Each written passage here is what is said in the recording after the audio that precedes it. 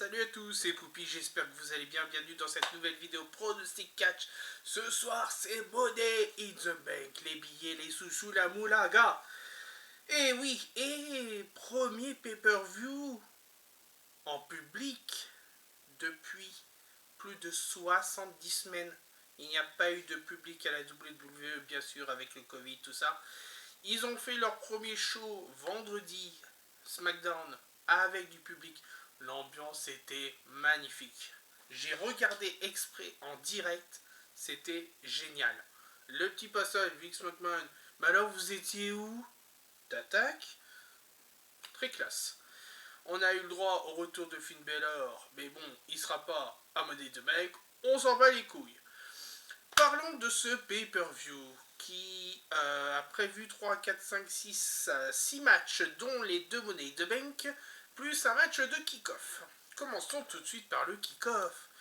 Les Mysterios, Dominique et le Papa Ray Ray vont défendre leur titre de SmackDown par équipe contre les frères Uso. Donc ça rentre dans l'histoire qu'il y a actuellement entre le clan Reigns et on va dire un autre clan qui est formé à la fois de Edge et des Mysterio.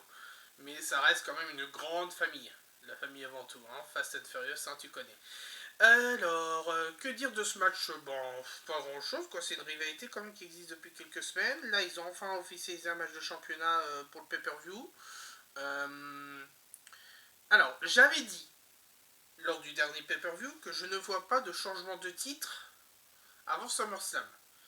Je vais vous expliquer pourquoi je ne voyais pas le Money in the Bank avec du public. Je pensais qu'ils allaient attendre SummerSlam pour avoir du public, mais au final, non, Money in the Bank, il y aura du public, donc c'est génial. Et donc, ce que j'ai dit, il n'y aura pas de changement de titre avant SummerSlam. On annule, coupe et tout, voilà, hein. Donc, il y aura du changement de titre à Money in the Bank. Moi, mes prédictions, j'en prévois, mais il se peut que je me trompe, bien sûr. Alors, est-ce que je prévois un changement de titre avec eux? Non. Car moi je vois plutôt que de l'autre côté. Je vous l'explique tout de suite. Rey Mysterio et Dominique sont très bien vus envers le public. Et c'est surtout ça qu'il faut montrer actuellement. C'est toujours connecter le public avec les catcheurs, catcheuses, superstars, comme vous voulez. Il faut recréer ce lien avec le public. Donc, bien sûr, des faces vont gagner, mais il y a aussi des L qui sont appréciés par le public. Roman Reigns est très apprécié par le public, même si c'est un L. C'est le personnage qui compte surtout. Néanmoins, dessus, entre les Usos et les Mysterios, je vais donner la victoire aux Mysterios. Je rajoute un truc dessus. Il y a quelques semaines, Jimmy... Non, quelques semaines. Je crois que c'était il y a à peine une semaine ou deux, ouais. Jimmy Uso s'est fait arrêter par la police. Donc, le fait qu'il ne gagne pas les titres ce soir pourrait être une punition pour Jimmy Uso. Voilà. Tu vois, tu fais des conneries en dehors, tu en payes les conséquences. Mais je pense que ça va jouer dessus. Voilà. Donc, pour moi, victoire des Mysterio, Rey et Dominique. Passons au premier match de la soirée. Alors, on a l'habitude de voir directement le championnat de Raw en jeu. Il y a deux possibilités. Soit ils vont mettre le championnat de Raw en jeu, comme ils font à l'habitude, soit ils vont mettre directement un Money in the Bank. Donc on va quand même commencer par un match de championnat. Bobby Lashley défend son titre de la WWE côté Raw contre Kofi Kingston. Est-ce que la Kofi Mania est de retour? La réponse est non. Non, non. Pour moi, c'est une storyline qui a mal été fabriquée. Alors déjà, le problème qu'il y a avec... bon, déjà, vous pouvez voir là, sur l'affiche, Bobby Lashley n'est pas accompagné de MVP. Alors que sur les... je sais pas si c'était le cas sur les affiches précédentes, mais il y avait quand même la mention de MVP. Là, pour le match, il n'est même pas mentionné que MVP sera dans le match en tant que manager. Il y a une petite guéguerre entre MVP et Bobby. Mais il y a eu un souci ces dernières semaines, derniers mois, c'est les clans à la WWE. Il y avait la Hard Business avec MVP, Bobby, Cedric Alexander et Shelton Benjamin. Dissous. Il ne reste plus que Bobby. Voilà. Il y a eu même ce problème avec Retribution où Ali s'est retrouvé tout seul et les autres ils ont repris leur ancien nom. Voilà, c'est n'importe quoi. Néanmoins, dessus, je prévois une victoire de Bobby Lashley, mais la storyline avec Kofi n'est pas terminée. Elle n'est pas terminée. Elle va se jouer toujours au moins jusqu'à SummerSlam. Et je pense que au Raw, demain soir, il va y avoir un truc encore entre Bobby et Kofi et Xavier Woods. Parce que c'est surtout le trio qui joue. Et je ne serais pas étonné que à ce moment-là, c'est Xavier Woods qui ait une chance de championnat pour le titre. De match de championnat pour le titre. Et ce qui pourrait être quand même pas mal.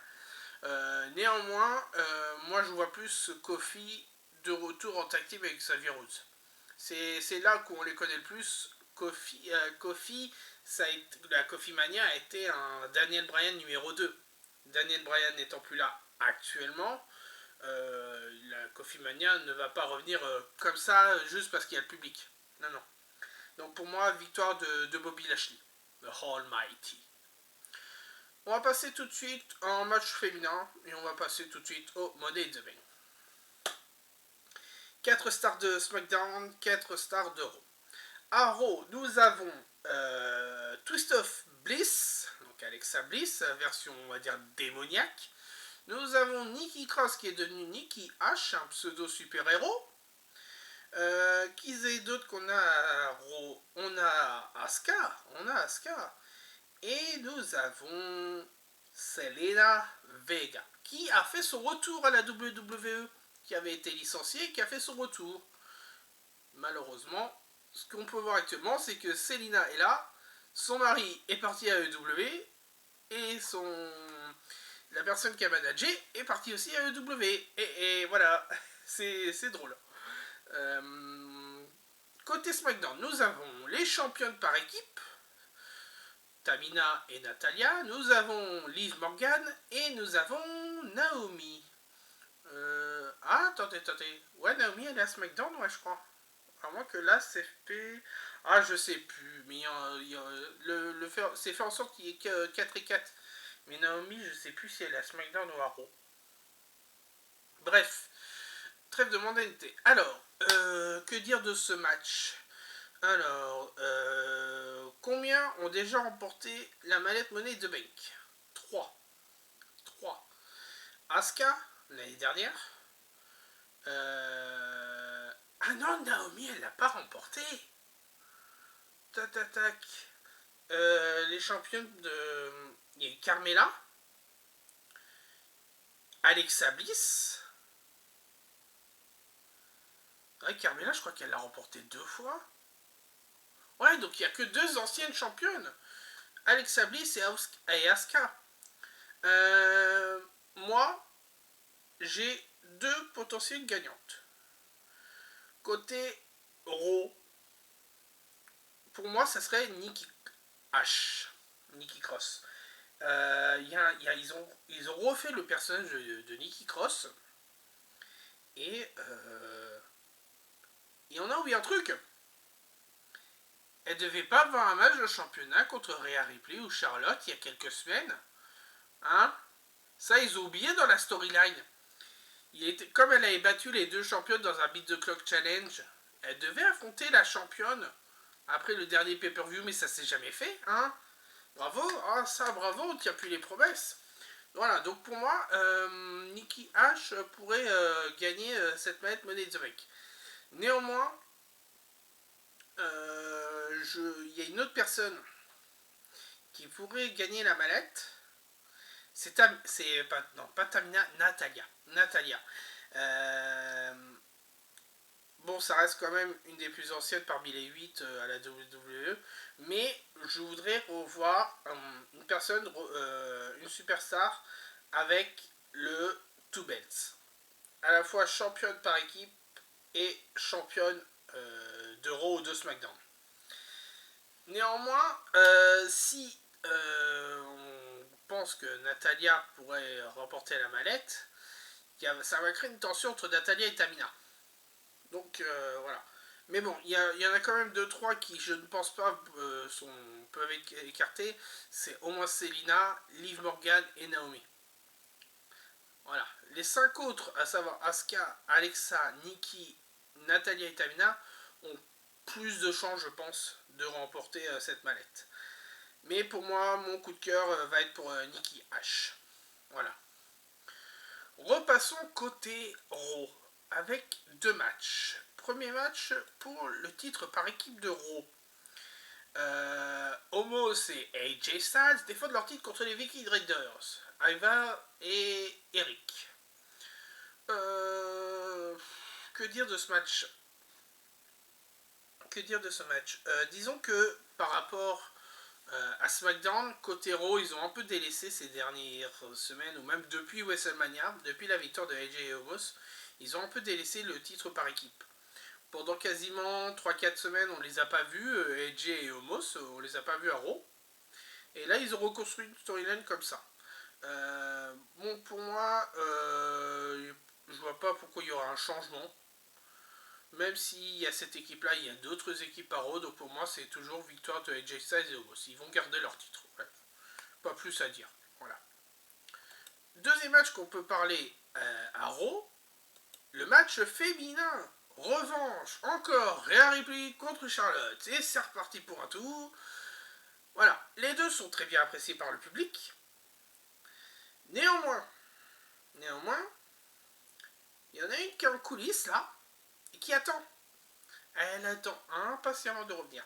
Bon, je vais pas dire impatiemment, elle a autre chose à faire. Mais on la voit qu'elle se prépare, et elle pourrait très bien revenir pour SummerSlam.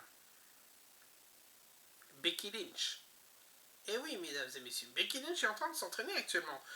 On a eu quelques photos sur Instagram de ses entraînements, et il y a eu des interviews avec Seth, tout ça.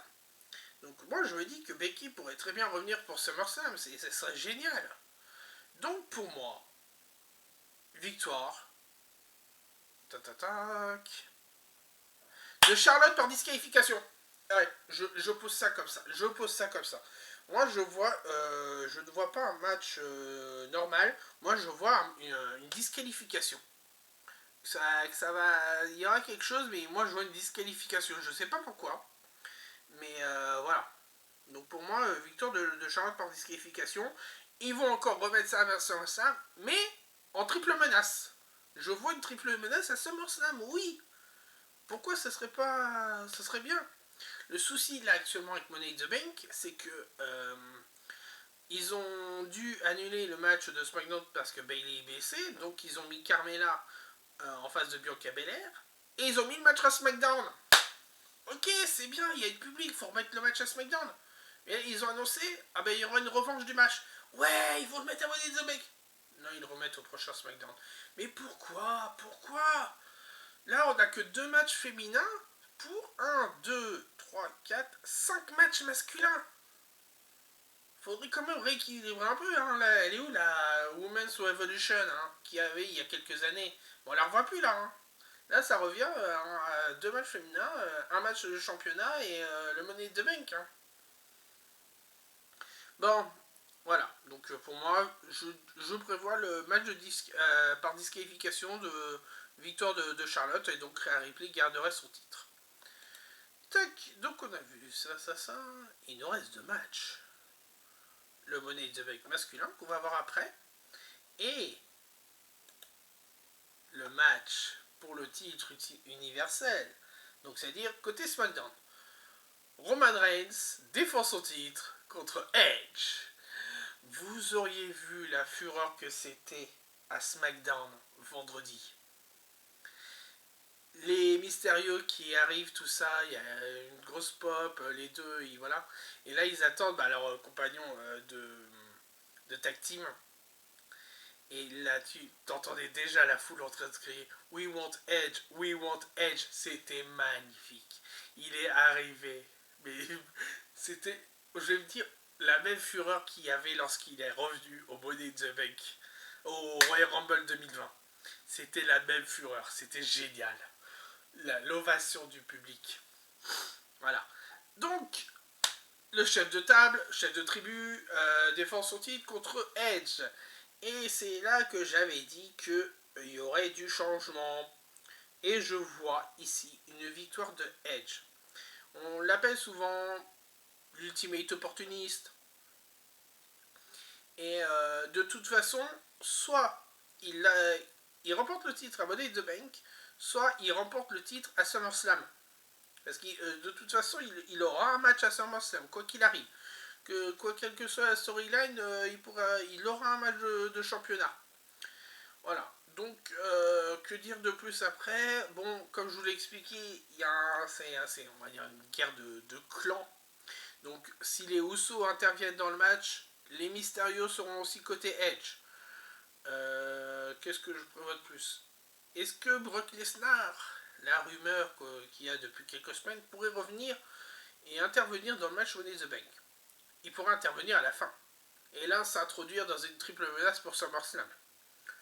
Ou même John Cena. John Cena, parce qu'il serait pas anodin, qu'il est actuellement il y a le film Fast and Furious 9 qui est sorti, il est dedans, et le revoir à la WWE, même pour un one-shot, ça ferait magnifique pour le film. Voilà. Mais moi, mon cœur reste du côté de Edge qui reporterait un titre mondial 11 ou 12 ans après son dernier titre. Voilà. Et nous passons au dernier match de la soirée, le Money in the Bank masculin.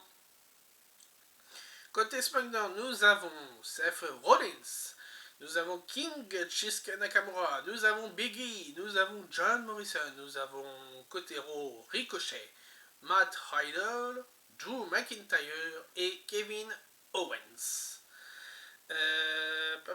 Non, que je dis de bêtises. John Morrison, il est à Raw et Kevin Owens, c'est à SmackDown. Voilà. Là, il y a bien le 4-4. Alors, qui a déjà remporté la manette Money in the Bank, bien sûr? Nous avons Seth Rollins. Seth Rollins qui a déjà remporté la manette Money in the Bank. Et d'après les bookers, serait le favori de ce match-là. Et je le pense aussi. Il a fait une belle ovation lorsqu'il était à SmackDown la vendredi. Il a remporté le match Fatal 4-Way contre Biggie, Shinsuke et Kevin Owens. Après, voilà, c'est le personnage qui est comme ça aussi depuis qu'il est revenu. C'est une renaissance. Hein. On embrasse la vision.